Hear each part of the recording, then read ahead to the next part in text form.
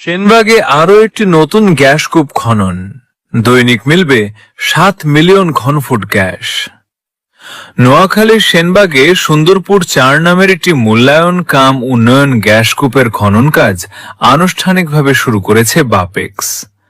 মঙ্গলবার থেকে উপজেলার নবীপুর ইউনিয়নের বড় চারিগাঁও গ্রামে এই কূপটির খনন কাজ শুরু হয়।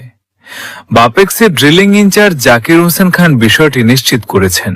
তিনি জানান, 1600 মিটার লক্ষ্যমাত্রিক গভীরতার এই কূপটি খননে প্রায় 2 মাস সময় লাগবে।